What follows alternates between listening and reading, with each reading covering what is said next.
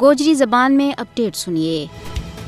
بھارت کشمیریوں کی زمینوں کے اوپر قبضہ کر گئے اور انہوں کی جائیداد ضبط کر گئے۔ مقبوضہ ریاست جموں کشمیر کے اندر آبادکار نو آبادیاتی منصوبہ نہ اگے بتا رہی ہے۔ مودی کی ہندوتوا حکومت کشمیریوں کا آزادی کا عزم نہ توڑن کے واسطے انہوں کی جائیداد ضبط کر رہی ہے۔ مقبوضہ ریاست جموں کشمیر کے اندر کسی نہ کسی بہانے کشمیریوں کی جائیداد ضبط کرنا معمول بن گیا ہے۔ NIA نے منگلار نہ سرینگر کے بچ جیل میں بند APSC رہنما ایاز اکبر کو ایک مکان اور 9 کنال زمین ضبط کر لی ہے۔ سوار نہ NIA نے کپواڑہ میں کشمیری تاجر ظہور احمد وٹالی کی 17 جائیداد ضبط کر لی ہیں۔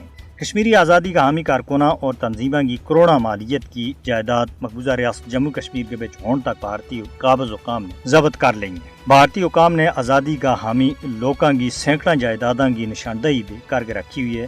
مقبوضہ ریاست جموں کشمیر کے اندر انہوں نے ضبط کرنے کو بھارت ارادہ رکھ رہی ہے۔ بھارت کشمیریوں کی املاک ضبط کر رہی ہے تاکہ انہوں نے تحریک آزادی کشمیر کی وجہ دے سزا دیتی جا سکے۔ بھارتی فوجی پرتشدد فوجی کارروائیوں کے دوران کشمیریوں کا گھرانہ لگاتار تباہ کر رہی ہے۔ نئی دہلی کشمیریوں نے انہوں کی زمینیں جائیداداں اور نوکریاں دے محروم کرنے کے اوپر تلی ہوئی ہے۔ جائیدادوں کی مسماری اور غیر قانونی ضبطی مقبوضہ ریاست جموں کشمیر کے اندر بھارت کی منظم آبادکاری نو آبادیاتی مہم کو حصہ ہے۔ مودی کشمیریوں کی آزادی کی واز نہ دباؤ کے واسطے ہر وحشانہ حرب و استعمال کر رہی ہے۔ بھارتی سازش کشمیریوں نے آزادی کی جدوجہد کسی بھی صورت میں دور نہیں رکھ سکتی۔ مقبوضہ ریاست جموں کشمیر کے اندر مودی حکومت کا آبادکار نو آبادیاتی منصوبہ نہ روکنے کے واسطے دنیا نہ اگے آن کی سخت ضرورت ہے۔